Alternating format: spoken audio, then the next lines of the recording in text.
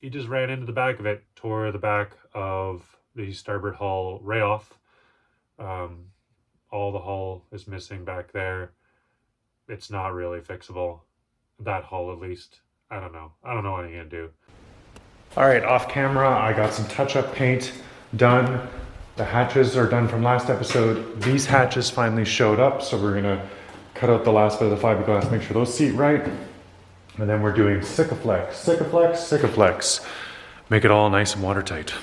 Keep your brake lights on, your weights right on your left foot.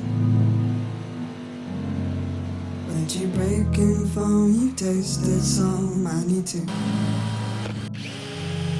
slip away last song, or stay too long, you evil. You evil. You evil. You evil.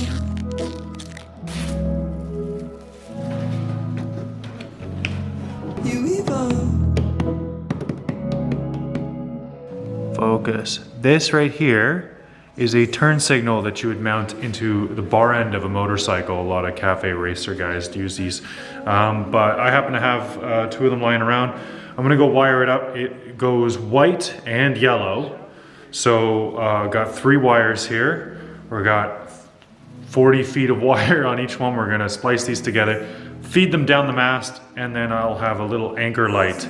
But before we mount it, we need to waterproof it because it's good enough for a motorcycle, but there is no actual rubber seal in here. So we'll do a little Sikaflex and then Sikaflex it into position and Sikaflex until everything is watertight.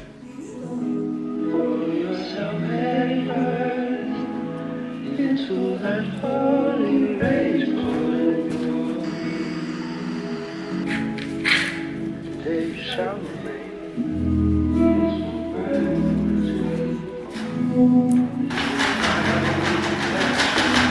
All right, this isn't working. I'm gonna go and use gravity to help.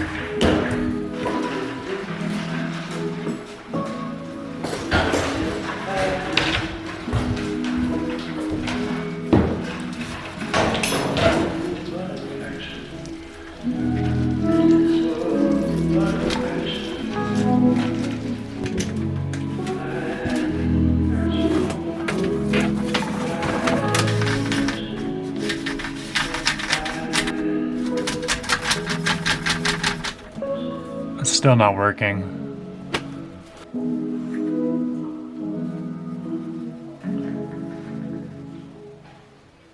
Now before we can put the mast back on the boat, I have to fit a spinnaker to it. Now I don't have a spinnaker yet. I also don't have a spinnaker mount because remember this is a Mark 1 and I'm trying to get a Mark 2 out of it. So generally speaking, you're supposed to put the spinnaker mount maybe about here for a traditional tornado spinnaker, but since I don't have a spinnaker yet and I am on a tight budget, I'm going to increase my odds of compatibility by putting the mount right here at the top of the mast. This gives me an extra 3 feet of possible luff line, and I can get maybe a slightly larger spinnaker onto there. So first steps first, mark a profile, and we'll build ourselves a little collar so I can fit a halyard block onto the top of this mast.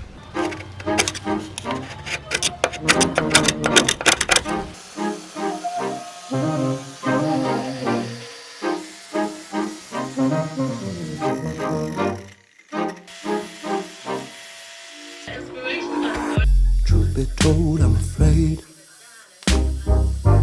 Truth be told, I am terrified.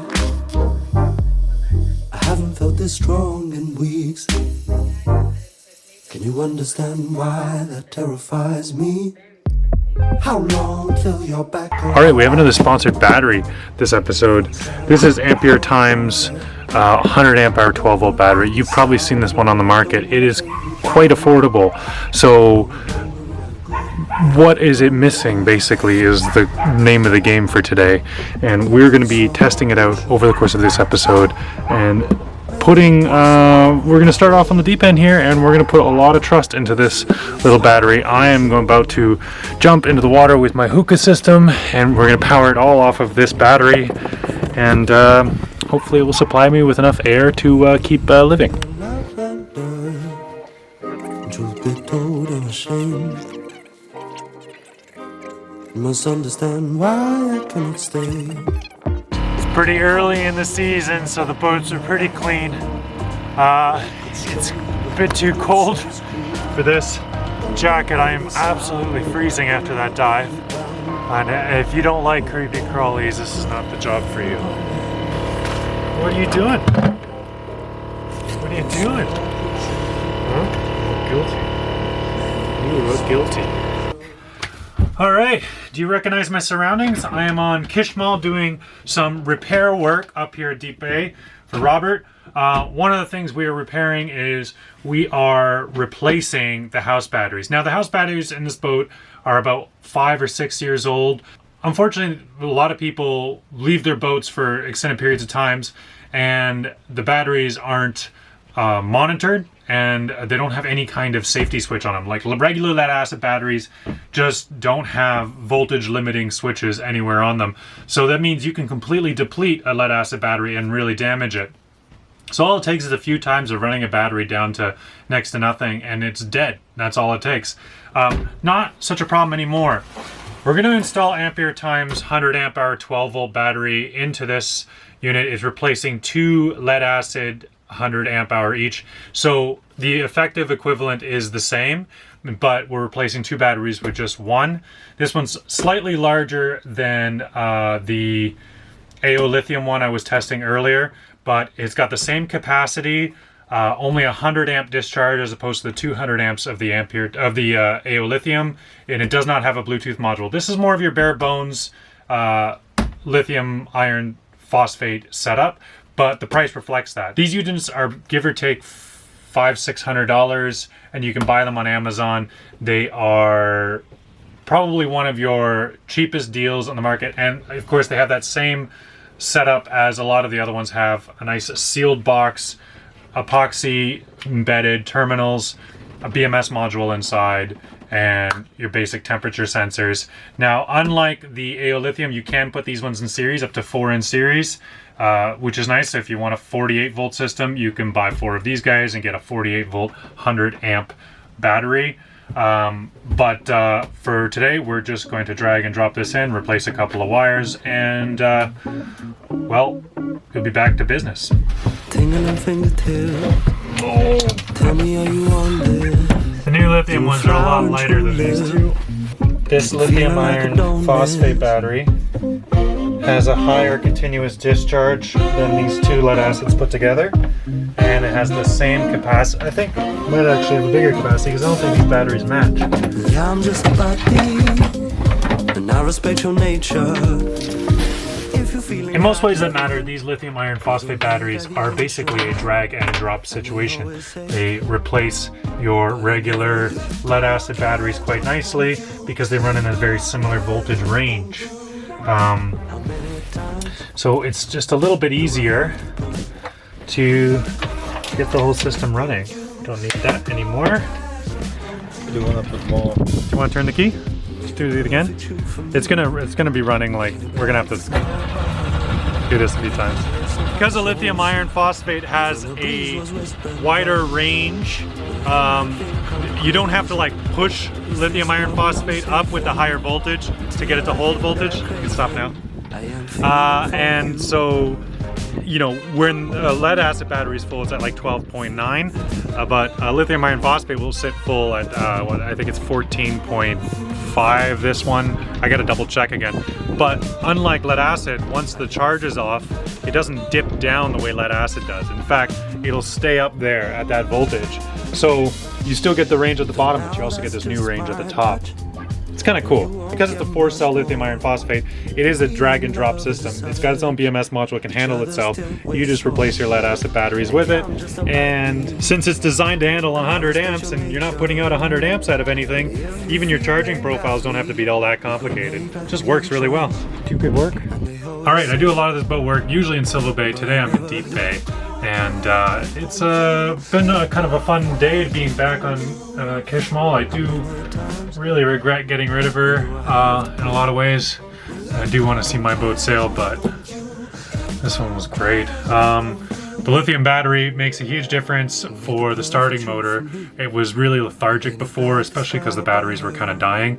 But now that you have that resting voltage, right now it's currently resting at 13.8. And that's just a resting voltage. So that really gets that motor spinning real quick. We've also got now a bilge pump installed. We got all the water out of the fuel tank.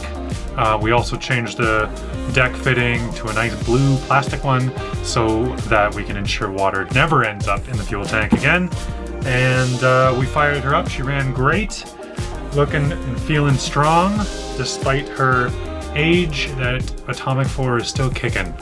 Reliable as stink. So if you're interested in checking out a quick drop-in solution like Ampere Time, I'll leave a link in the description. You guys can hit them up. But that's enough of that. I'm gonna go and get back to my boat.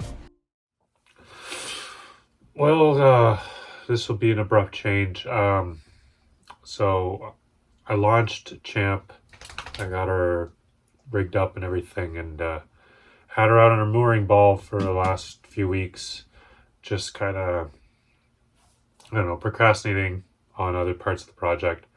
And then just like an hour ago, a fella came ripping through here on his family sailboat over from Vancouver.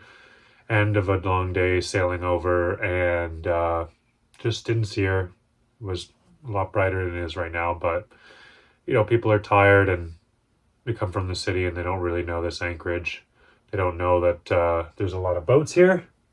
And he just ran into the back of it, tore the back of the starboard hull right off. All the hull is missing back there. It's not really fixable. That hull, at least. I don't know what I'm gonna do. I'm just devastated and feel like a bag of shit.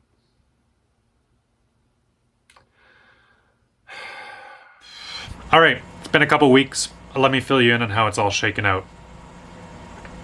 The incident happened. The guy was really sketchy off the get-go, so I started gathering evidence. Got pictures of his boat, pictures of the impact on his boat, pictures of the boat destroyed, got written statements from other witnesses, and I just expected this guy to ghost.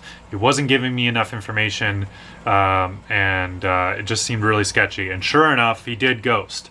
So tried getting the cops involved. They are not doing anything for boat impacts. I think they're only interested in DUIs and assaults on the water, and I'm pretty and theft. Yeah, they'll do theft, but that's it. They're not going to do anything else. So I have to go through small claims. Now I start filing the paperwork for small claims, and I text the guy again, and it's been like 2 or 3 weeks at this point. I go, listen, if you're not going to answer any of your texts, I just want to let you know, because I can see that you're seeing these, because you have iMessage on. I'm filing this paperwork. You can expect a court summons soon. And that got him moving. So he puts me in contact with his insurance adjuster. The insurance adjuster starts the process with me. So that's the route we're going to now. It's unfortunate that you have to strong-arm people like this sometimes, but plenty of scumbags on the ocean, and the longer I'm out here, the more I'm realizing that there are a lot of them. A lot of great people too, but god damn, there's a lot of crummy people out here. So little depressing end to the Champ saga, especially because my sister arrives tomorrow, and I really would have liked to have gone sailing with her again like last year on Champ. And it was also psychologically not great to name a boat like that after my deceased dog that I cared so much about. So that was like another just gut punch. To watch that boat sink into the water was pretty devastating. I'm not going to be repairing the boat. The amount of labor it would take to fix it, because everything's fixable if you put enough labor in, is just far exceeds the value of that boat. So I just, you know, it's got sentimental value, I suppose, but so does this entire project, and I really should be focusing my energy on this, so that's what I'm going to do. I don't know. Not lovely. Don't love any of it, but it's, you know, could have been worse, I suppose. The guy could have actually had some tight OPSEC and like been a ghost online and been impossible to find again and hidden away. And luckily he's, you know, sketchy, but like, you know, also a moron. So that was pretty easy to straighten this one out. careful out there, guys. And sorry for the bummer of the episode. Catch you next week. Slip away love song,